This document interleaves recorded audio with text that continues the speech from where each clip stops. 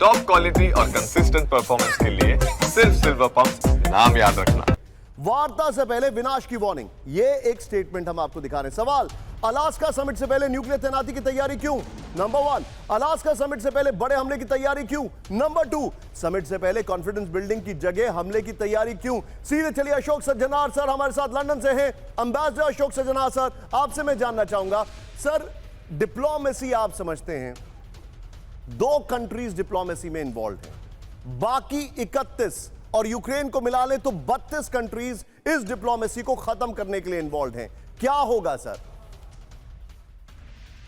जी बहुत धन्यवाद निशांत। देखिए, मैं अग्री करता हूं जो जनरल साहब ने कहा है। मेरे विचार से ये जो दोनों कर रहे हैं, रूस भी कर रहा है, अमेरिका भी कर रहा है, ये पोस्चरिंग है, ये मैसेजिंग है, ये सिग्नलिंग है, ये प्रेशर टैक्टिक्स हैं। जो देखिए, आप हमको वीक मत समझिएगा, हमारे पास बहुत सक्षमता है और हम लड़ाई कर सकते हैं। तो ये मैसेजिंग दे रहे हैं जिससे कि बेस्ट डील अपने लिए ली जा पाए। अब देखिए, जैसे आपने बिल्कुल ठीक कहा, राष्ट्रपति ट्रंप डेस्परेट हैं, एक कोई ना कोई वहां सीज फायर कुछ ना कुछ वो निकल आए, क्योंकि मेरे ख्याल से उन्होंने बहुत तरीके से व्हाइट हाउस के, आप उस पर देखिए, उन्होंने कहा है ही पूरी दुनिया से आवाज आ रही है जो उनको नोबेल पीस प्राइज मिलना चाहिए। Meaning he is desperate for getting some sort of a ceasefire, some sort of a resolution. और मेरे विचार से राष्ट्रपति पुतिन का भी काफी मन यही है जो कुछ ना कुछ किसी प्रकार का मिल जाए। Although he is on a winning स्प्री, he has an advantage, परंतु पिछले कुछ सप्ताह में हमने देखा है यूक्रेन काफी उनके ऊपर चोट कर पाया है, चोट कर पाने में सक्षम हुआ है। तो इसीलिए अब जो यूरोप और यूक्रेन चाहते हैं, आपका प्रश्न वही था, वो ये है कि कम से कम यूक्रेन की टेरिटरी दी जाए। सीज फायर तो होना चाहिए, सीज फायर तो यूक्रेन चाहता है, यूरोप भी चाहता है। मैं आपको माफी चाहूंगा। मेरे सहयोगी मनीष मेरे साथ जुड़े हुए हैं, विजय कैंप 4 पर आइए एक बार। मेरे सहयोगी मनीष मेरे साथ जुड़े हुए हैं।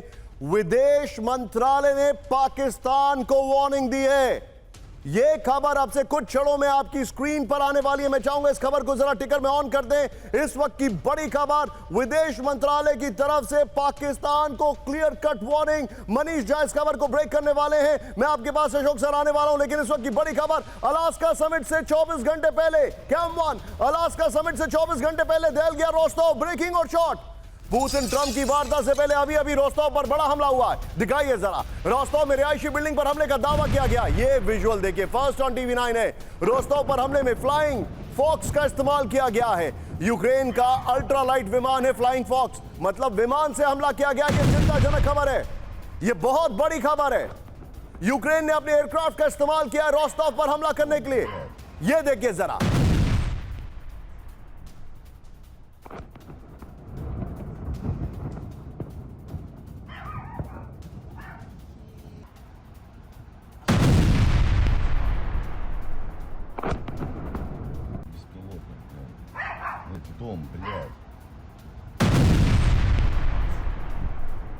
और बड़ी खबर सीधा, ये ब्रेक करिए जरा। रोस्तव में फिर फेल हुआ रूसी एयर डिफेंस सिस्टम। ब्रेक करिए जरा, ब्रेकिंग और शॉट। रूस के अंदर पहली बार फ्लाइंग फ्लॉक से यूक्रेन का हमला। ब्रेकिंग और शॉट। यूक्रेन हमले से 10 से ज्यादा अपार्टमेंट तबाह हो गए। ये रिहायशी इलाकों में हमला हुआ है। हमले के बाद अपार्टमेंट में कई लोगों के फंसे होने की खबर आ रही है। मैं चाहूंगा जरा विजय दोनों ब्रेकिंग, दोनों शॉट दिखाइए। ये इस वक्त की बड़ी खबर, रोस्तव में फुल स्क्रीन ब्रेकिंग। यूक्रेनी हमले के बाद एयर रेड अलर्ट। ब्रेक करिए, रोस्तव में यूक्रेनी हमले के बाद इमरजेंसी। रोस्तव में अलर्ट पर सभी इमरजेंसी सेवाएं। रोस्तव के आसमान में अभी भी मौजूद है यूक्रेनी ड्रोन्स। इस वक्त की बड़ी खबर मैं आपको दिखा रहा हूं।